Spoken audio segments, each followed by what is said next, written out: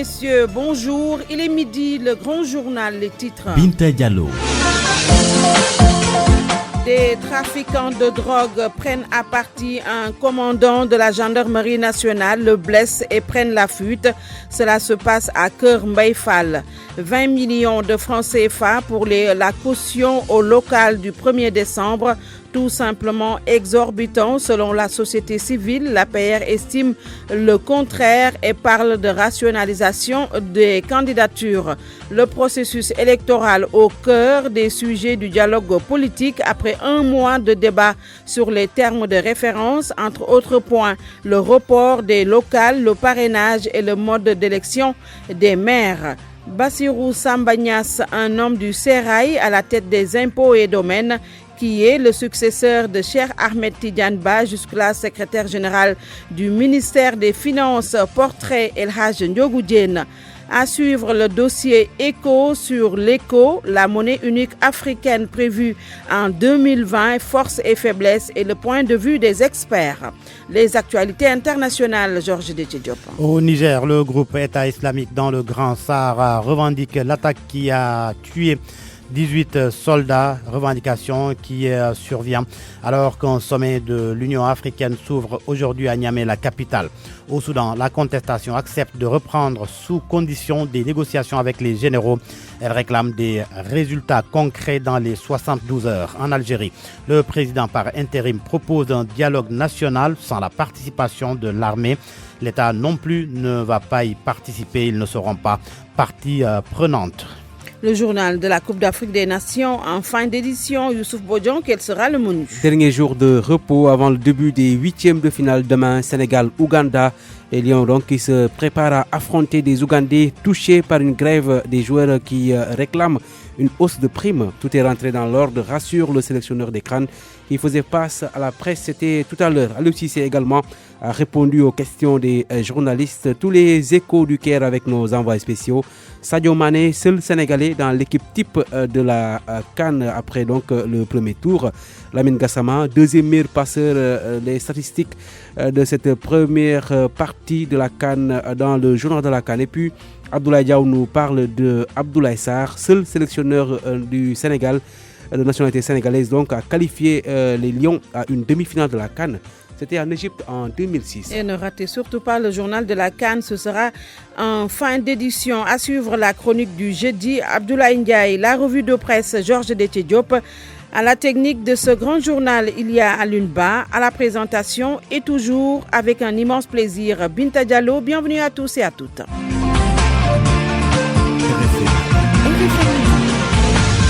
Binta Diallo. Un sapeur-pompier se donne la mort à Touba, Darou Marnane. Le corps sans vie de la victime a été retrouvé dans les escaliers de l'immeuble où il logeait. Le sapeur-pompier avait la quarantaine, marié, père de 2 enfants. Selon des témoins interrogés par notre correspondante Marema Diop, il était en mission à Touba.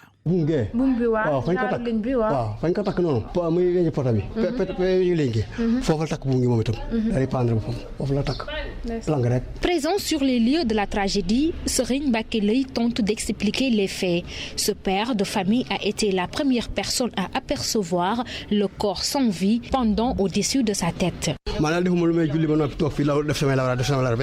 C'est ce matin après la prière que je l'ai aperçu pendant au-dessus de moi.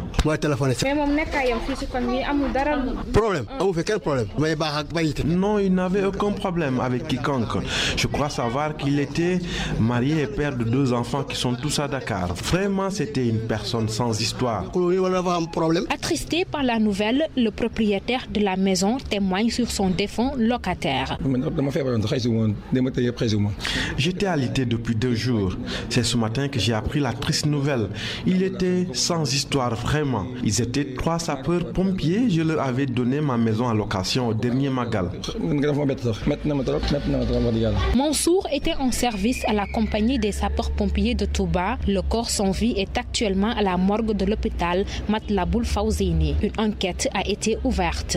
Marema Diop, Touba, RFM. Un commandant de la gendarmerie nationale a été physiquement et violemment agressé par un gang de trafiquants de drogue. Les faits se sont déroulés à Keur Mbaye Fall, dans la commune de Mbao, au département de Pikine. Les dealers ont pris la fuite. Salif Sow. Une procédure judiciaire est en cours. C'est tout ce que je peux vous dire. C'est pour éviter les extrapolations, a ajouté les gendarmes. Le commandant aurait été attaqué par un gang de trafiquants et fumeurs de chanvre indiens. Je suis bien portant, laisse entendre l'homme de tenue. Les témoins avancent une autre version. Il est blessé à la bouche et à la tête par les trafiquants de drogue, a regretté un de ses voisins. Dans ce populeux quartier de Keur Mbaye Fall, les malfrats dictent leurs lois. Ils n'habitent pas le secteur, renseignent les habitants. Les mises en cause sont activement recherchées par la police et la gendarmerie nationale. Salif Sow, Keur Mbaye Fall, Radio Futur Média. Ce 4 juillet 2019, il y a 4 ans, disparaissait le rappeur Pakoti, Cheikh Sidati Fall de son vrai nom. L'artiste a marqué le mouvement hip-hop sénégalais par ses textes et son style. Malal Talla, dit Fou Malade, retient de Pakoti un rappeur talentueux. Il ajoute que le défunt artiste mérite d'être immortalisé. Écoutons Malal Talla au téléphone avec El Hadj Ndiogou Diène.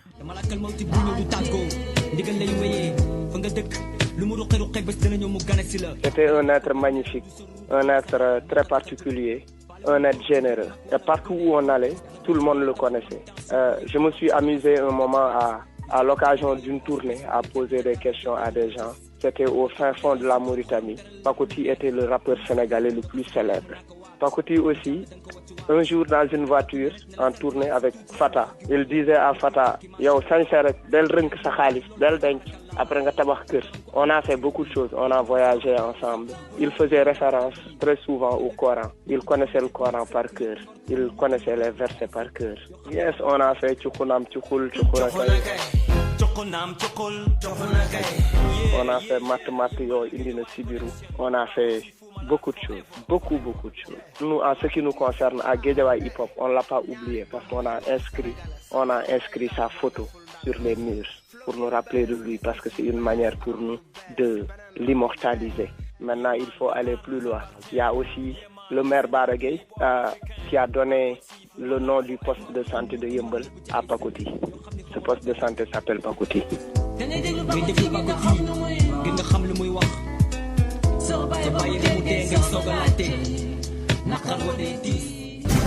RFM, la radio de toute l'actualité.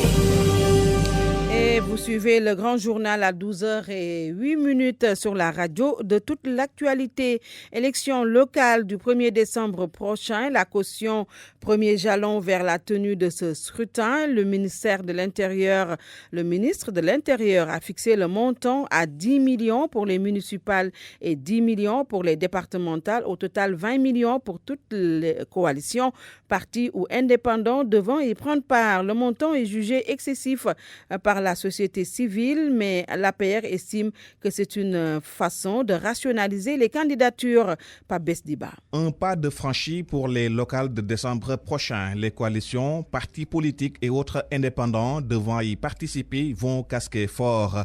20 millions de francs CFA, soit 10 pour les municipales et 10 autres pour les départementales. Ainsi en a décidé le ministre de l'Intérieur. C'est trop pour Valdiodio Ndiaye, coordonnateur du programme Sunu Élection. On pouvait revoir ça un peu à la baisse et éviter le principe d'une démocratie censitaire. Par exemple, symboliquement, on pouvait abaisser, par exemple, les coûts pour les élections départementales à 5 millions et pour les élections locales à 10 millions pour l'intégralité des listes des compétiteurs qui veulent, par exemple, aller chercher le suffrage des citoyens dans les 557 et les 45 départements. Benoît Sambou de l'APR dit ignorer les critères ayant guidé la fixation de ce montant, mais à son avis, cela pourrait rationaliser les candidatures. Il s'agit de rationaliser la participation aux élections, comme cela a été fait lors de l'élection présidentielle, et je crois que du point de vue de tous les observateurs, c'est l'une des élections les mieux organisées que le Sénégal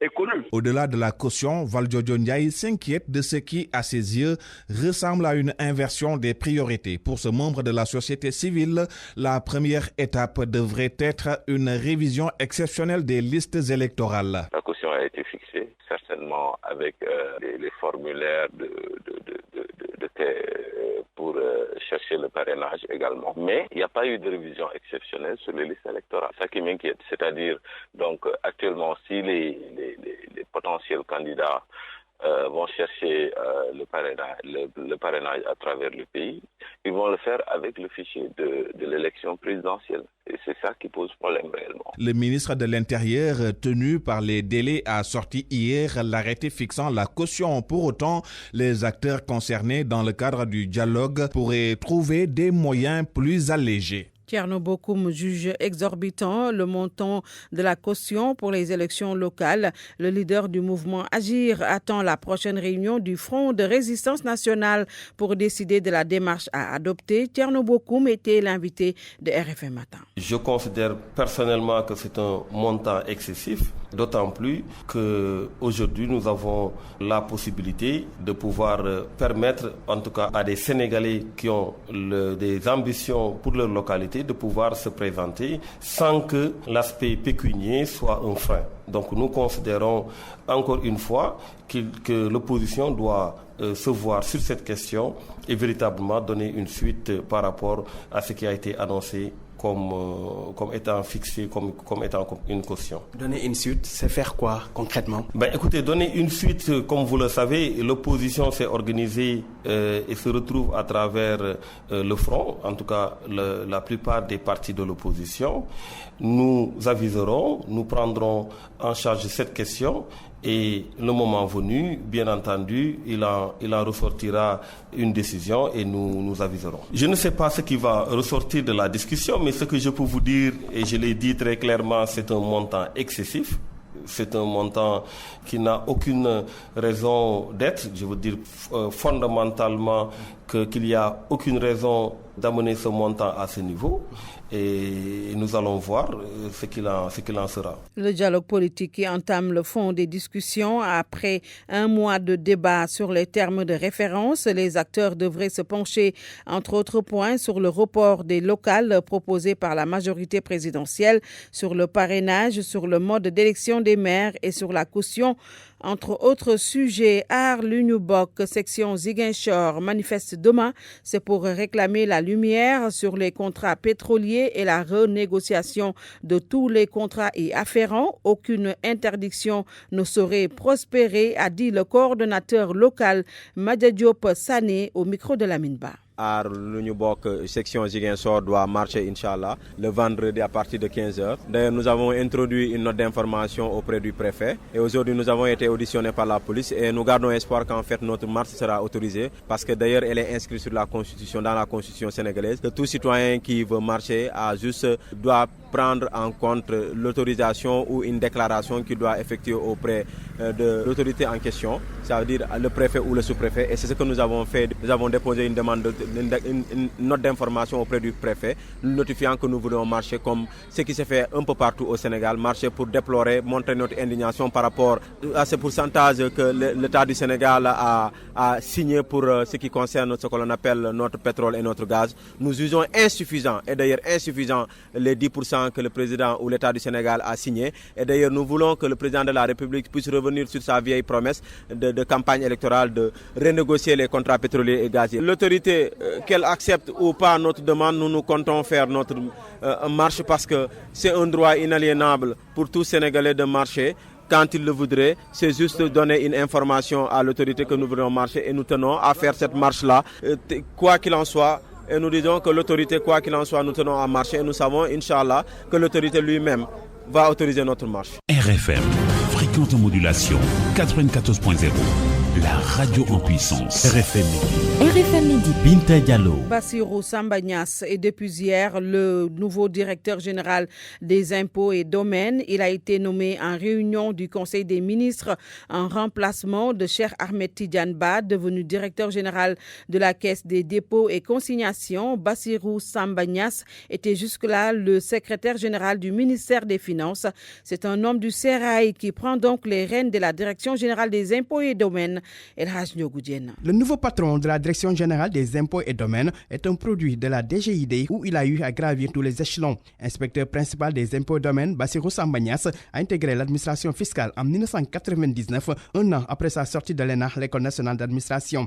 Il a été tour à tour chef d'inspection au centre des services fiscaux de Pikine-Guédiawaye, chargé de la sous-section commerce au centre des grandes entreprises, mais également chef de la section fiscalité indirecte au bureau de la législation, des études et du contentieux entre 2004 et 2005.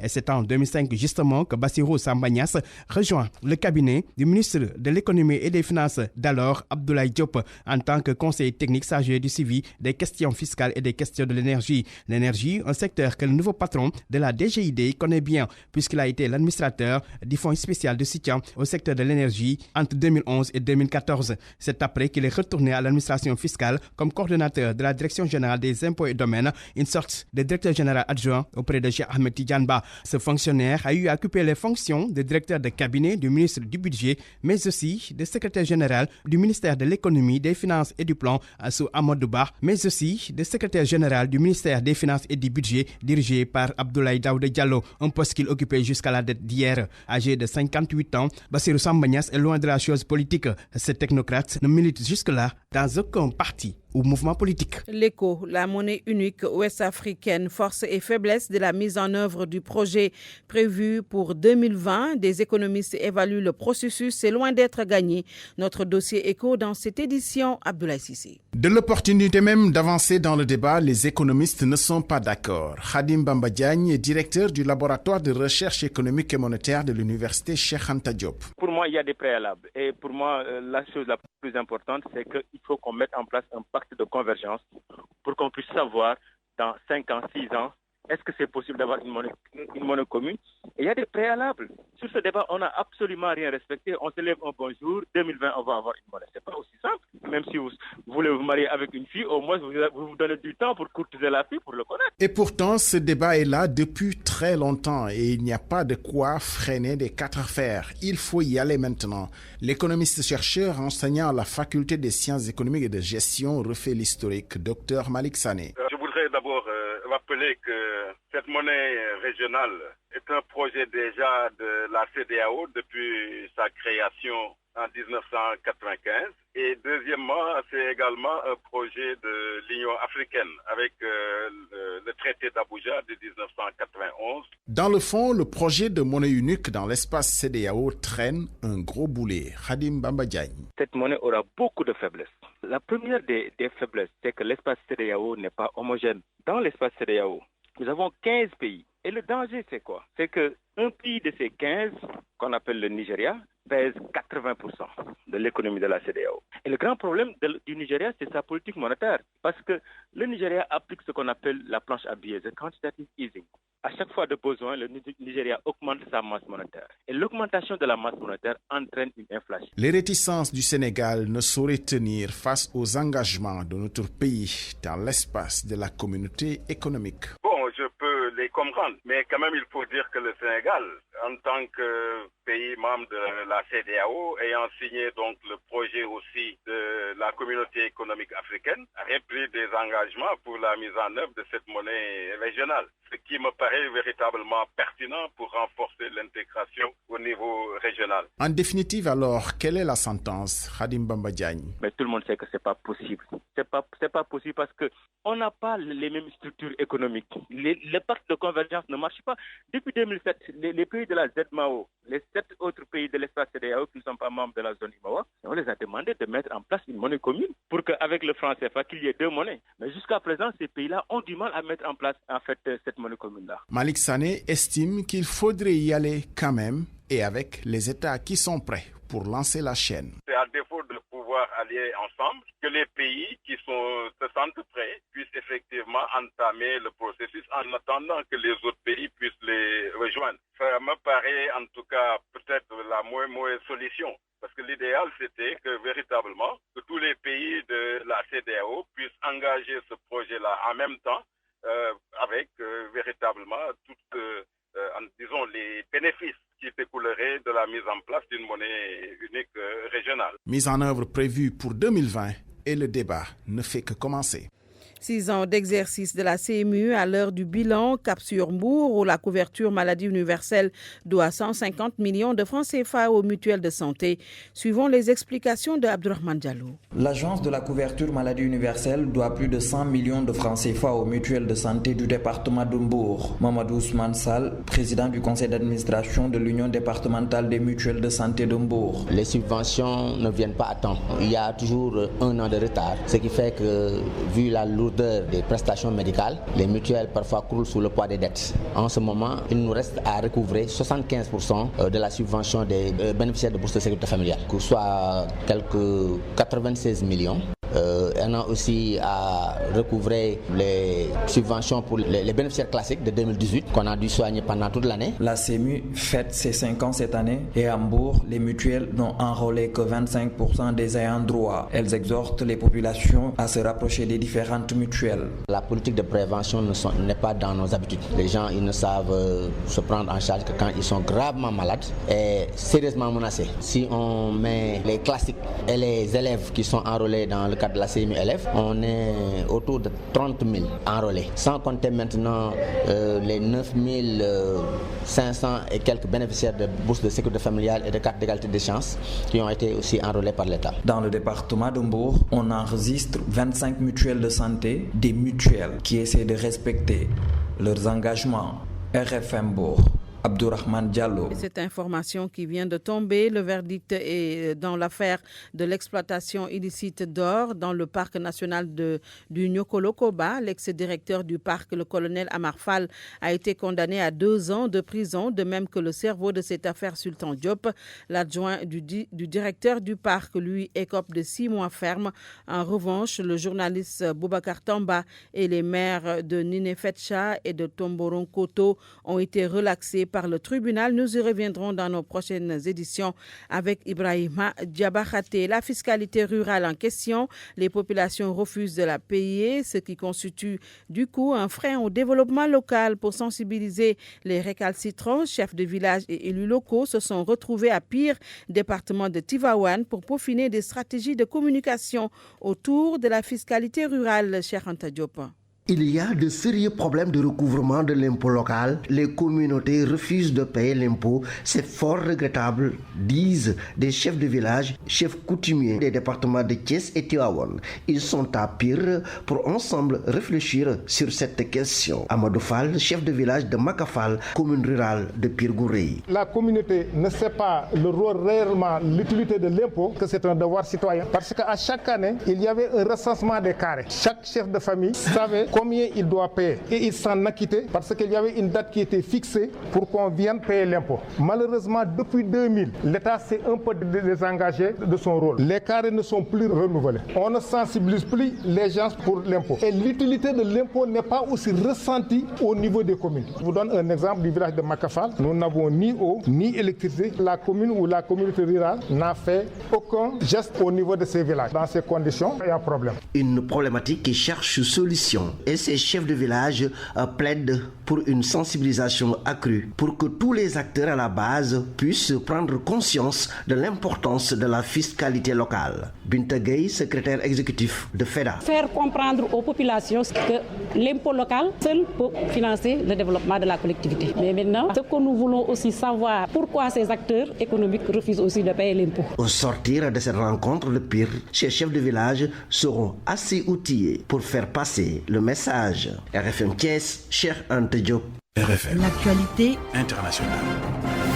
Avec Georges Déthié Diop. Bonjour Georges. Bonjour Binta Diallo. La crise post-électorale en Mauritanie, le régime desserre l'étau sur l'opposition. Quelques membres de l'opposition arrêtés au lendemain de la proclamation des résultats ont été libérés. Mohamed Diop pour plus de détails. Quelques détenus ont été libérés ces 2 derniers jours. Parmi eux, Samba Thiam, le président du parti FPC, de même que des membres du directoire de campagne du candidat malheureux Khan Amidou Baba. Internet 3G a été également rétabli. Un journaliste a été aussi libéré. Il s'agit de Kamara Seydi Moussa, directeur des publications de la Nouvelle Expression, mais plusieurs personnes restent en détention et le pouvoir ne dévoile pas leur nombre, dont un autre journaliste, Ahmed Ould Wadia, arrêté hier à son domicile. vu en tout cas les personnes libérées, le pouvoir semble répondre de façon indirecte à la requête de l'opposition qui ne reconnaît toujours pas les résultats,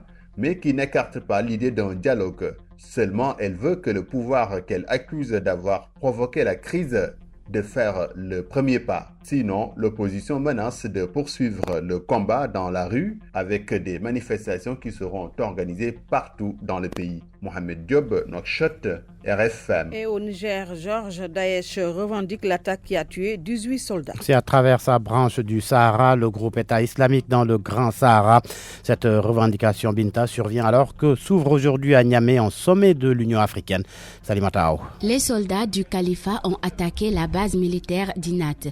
La base militaire, il y a 2 jours, selon un communiqué de l'État islamique dans le Grand Sahara. 2 kamikazes se sont fait exploser à l'intérieur de la base. Le ministère de la Défense avait fait état d'un bilan de 18 soldats tués et de 4 disparus. Une revendication de l'État islamique qui survient au moment où Niamey accueille du 4 au 8 juillet un sommet de l'Union africaine où une 50aine de chefs d'État sont attendus. Selon le ministre de l'Intérieur, plusieurs milliers d'hommes ont été mobilisés dans la capitale. C'est dans cette même zone que 18 combattants de l'État islamique ont été tués lors d'une opération conjointe des forces armées nigériennes, françaises et américaines. Les attaques terroristes dans le Sahel, dans les pays ouest africains, elles sont fréquentes et pour y faire face, l'ambassadeur du Burkina Faso au Sénégal propose une mutualisation des forces.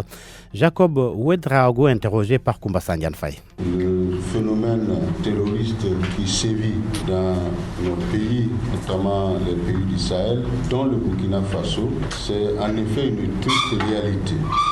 Malheureusement, c'est un phénomène qui vient compromettre les efforts de développement. Et il va falloir trouver une solution pour permettre la mutualisation des efforts. Mais les résultats tardent à se faire voir, c'est une réalité. Il faut baisser les bras ou se dire que c'est un phénomène qui ne sera pas vaincu. Bien au contraire, nos forces de défense et de sécurité sont sur le terrain.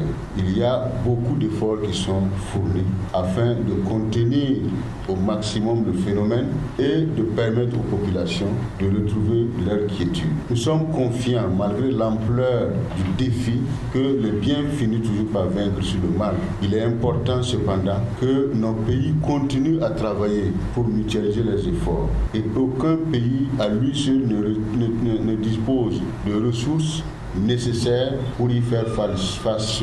Donc nous comptons beaucoup sur l'interaction entre nos États en nous disant qu'il faut absolument vaincre ce mal et au plus tôt pour pouvoir donner encore la chance à nos pays d'envisager sereinement leur développement. Et au Soudan, vers une reprise des négociations. Les chefs de la contestation ont accepté de reprendre sous condition des négociations directes avec les généraux. Ils réclament des résultats dans les 72 heures. Les meneurs de la contestation l'ont fait savoir lors d'une conférence de presse. Ils répondaient ainsi à une invitation des médiateurs éthiopiens et de l'Union africaine à discuter de la formation d'une instance de transition, un conseil souverain qui pourrait être constitué de 8 civils et de 7 militaires. Sur les 8 civils, 7 seraient issus de l'Alliance pour la liberté et le changement, tandis que le dernier serait choisi par les 2 camps. En Algérie, le président par intérim propose un dialogue national sans la participation de l'armée. Un dialogue pour préparer la présidentielle, dialogue dans lequel ni les autorités politiques ni l'armée ne seront, selon lui, impliqués. Abdelkader Ben Salah a déclaré que le processus de dialogue sera conduit et mené en toute liberté, en toute transparence par des personnalités nationales crédibles, indépendantes, sans affiliation partisane et sans ambition électorale. Le dirigeant intérimaire a assuré que l'État, dans toutes ses composantes, y compris l'institution militaire, ne sera pas partie prenante à ce dialogue et va observer la plus stricte neutralité tout au long du déroulement de ce processus. Abdelkader Ben Salah s'est adressé à la nation hier lors d'un discours retransmis à la télévision. Cameroun, 6 membres du service de sécurité de Paul Biya condamnés en Suisse. 4 ont été condamnés à 4 mois avec sursis. 2 autres à une peine de 3 mois avec sursis. Ils ont été libérés dans la foulée. Ils ont été condamnés, ces gardes du corps, pour avoir pris part à Genève à une agression contre un journaliste suisse venu couvrir la manifestation de la diaspora camerounaise contre Paul Biya à Genève le 26 juin dernier. C'est mardi dernier, Binta, qu'ils ont été arrêtés par la police judiciaire de Genève. Merci beaucoup, Georges. RFM Sport. Football, on connaît l'affiche de la finale de la Coupe du Monde féminine en France. Elle va opposer dimanche à 15h les États-Unis aux Pays-Bas. Les Hollandaises ont éliminé en demi-finale les Suédoises par prolongation, 1-0. Les championnes d'Afrique en titre, les championnes d'Europe en titre vont donc affronter les championnes du monde en titre, les Américaines, à la quête d'un 4e sacre mondial. La finale de la Copa América va opposer le Brésil au Pérou. Les Péruviens ont sorti en demi-finale le Chili, champion en titre, 3-0. Le Pérou va jouer sa première finale de Copa América depuis sa première disputée en 1975. Basketball masculin, Coupe du monde des moins de 19 ans en Grèce. Le Sénégal éliminé joue un match de classement contre la Grèce ce vendredi à 13h45. Les Lionceaux ont été battus en 8e de finale par le Canada 79-90. En revanche, le Mali s'est qualifié en quart de finale après sa victoire sur la Nouvelle-Zélande 77-62. Le champion d'Afrique en titre va affronter ce vendredi Porto Rico en quart de finale. Le reste, ce sera le JP Can. En fin d'édition, ce sera avec Youssouf Bodjan. RFM, la chronique du jour. La chronique du jeudi, Abdoulaye Ndiaye. L'Afrique, quel intérêt, voilà qui peut résumer une sorte de mépris vis-à-vis du continent qui taraude l'esprit de certains grands de ce monde. La preuve nous est en effet fournie par la rencontre du G20 qui vient de se tenir dans la ville japonaise d'Osaka. Quelle a pu être la place du continent dans un forum où l'on discutait des affaires du monde? En dehors de l'admission de l'Afrique du Sud, la réponse pourrait être une semblance de bonne conscience de ses dirigeants d'un pays nanti. Une bonne conscience qui ne fait que faire valoir une présence symbolique avec le président sénégalais pour ses attributs au sein du nouveau partenariat pour le développement de l'Afrique, NEPAD. Il est alors à se demander quelle influence peut avoir le continent dans un tel club de riches, dominé essentiellement par des enjeux d'intérêt entre puissances économiques. Nous pensons aux États-Unis d'Amérique, où un président aux allures impétueuses bouscule tout, ne conçoit le rôle de son pays qu'à travers des jeux de friction diplomatique ou commerciale avec le reste du monde. Il a en face une Chine, État-continent, qui semble s'éveiller à un nouvel esprit de conquête de marchés internationaux pour le surplus de ses produits industriels et l'offre de services de ses entreprises. On comprend qu'entre les deux, la confrontation sur le terrain commercial soit tartue, qu'elle atteigne parfois un niveau d'escalade aux effets collatéraux sur l'ordre économique mondial. Nous pourrions ajouter à cela les risques de conflits ouverts qui menacent le Golfe Persique, avec une Amérique de Trump qui accentue sur l'Iran mesures d'étouffement économique, surenchère verbale, trêve en guerre. La conséquence d'une telle situation est un marché du pétrole perturbé avec un cours du baril à près d'une $60 qui continue sa progression. Autant de questions épineuses qui font qu'au G20, la voix de l'Afrique est difficilement audible.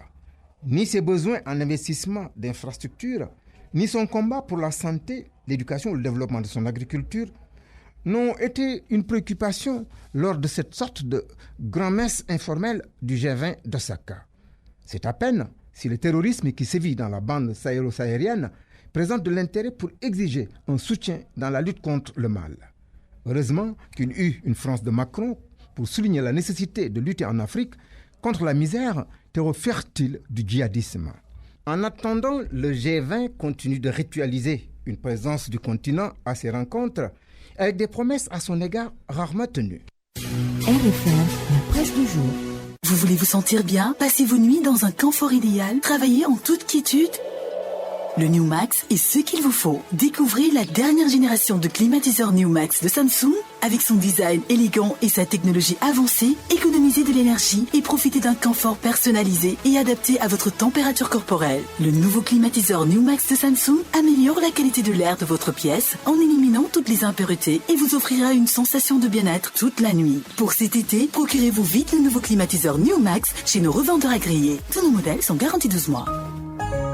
Samsung et son nouveau climatiseur New Max vous offrent votre revue de presse. La revue de presse, c'est l'affaire de Georges Déthié Diop. L'image du jour dans la presse, Macky Sall à côté de Serigne Mountakha Mbacké.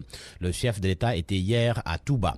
Première visite dans la cité religieuse depuis la présidentielle de février dernier. Ainsi, le Témoin affirme que Macky retrouve le chemin de Touba après avoir snobé la capitale du mouridisme depuis février.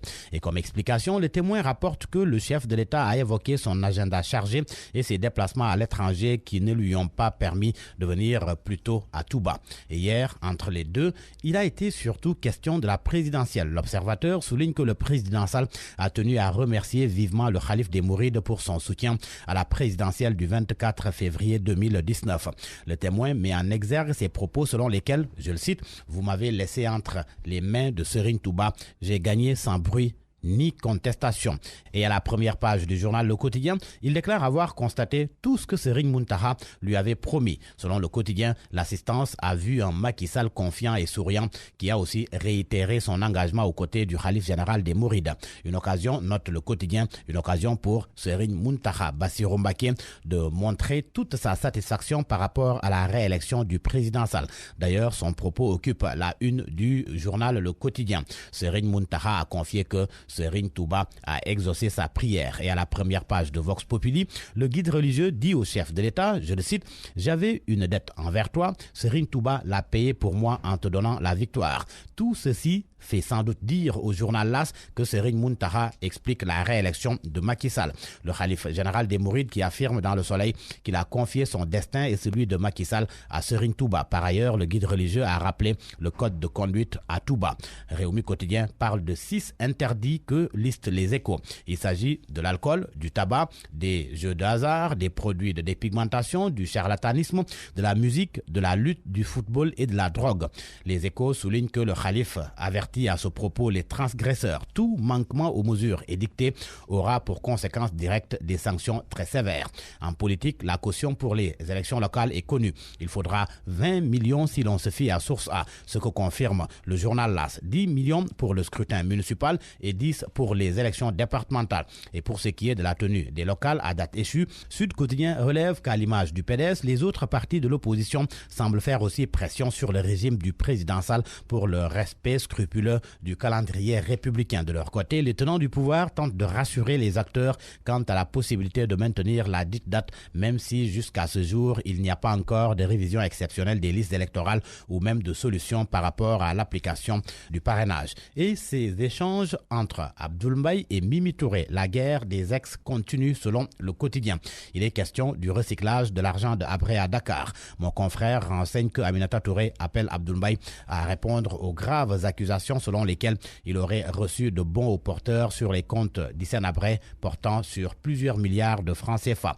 Dans une réponse à une attaque précédente, l'ancien banquier, souligne le journal Le Quotidien, avait cherché à minimiser les montants détenus à l'époque par sa banque pour le compte de l'ancien président tchadien. Direct Info traite du sujet et indique qu'Abdoul Mbaye est sommé de répondre aux accusations graves de bons porteurs à son propre nom. Le journal note qu'il a reconnu avoir reçu comme banquier 250 millions de francs CFA de Hissène Habré, non sans faire savoir qu'Abdoul Mbaye était le destinataire des relevés bancaires du compte personnel de Habré. Les relevés bancaires d'Hissène Habré, Libération, dans sa livraison du jour, publie les fac-similés et écrit que le patron du parti Acte n'a pas dit la vérité. Qui a raison entre Mimi Touré, le président de l'Acte, qui évoque un compte de 250 millions, et Madiambal Diagne qui dément formellement ce montant? Question à la une du journal Libération qui semble avoir sa réponse et met au défi Abdoul Mbaye. Mon confrère se fonde sur des copies de bons aux porteurs sur les comptes de Hissène Habré portant sur plusieurs milliards au nom de Abdoul Mbaye. Libération, catégorique, affirme qu'à la lecture des documents, le constat est qu'on est loin des 250 millions de francs CFA avancés par l'ancien Premier ministre. À la une de Enquête diplomatie sénégalaise, le temps de l'austérité. Et pour cause, Enquête fait savoir que le président a décidé de la suppression des bureaux économiques et des 4 consulats en France. Le personnel diplomatique va aussi connaître une réduction drastique. Et cette enquête sur Maxime Jean-Simon Ndiaye, secrétaire général du gouvernement. C'est à lire dans l'Observateur. Maxime Jean-Simon Ndiaye, un homme de mystère, selon l'Obs qu'il appelle l'agent secret du palais. Une autre enquête, mais cette fois-ci sur Sadio Mané, c'est dans le journal Les Échos. Sa modestie, sa copine, son maillot en haillons, ses godasses trouées, ses hobbies, Sadio Mané raconté par ses proches. À vos kiosques et bonne lecture.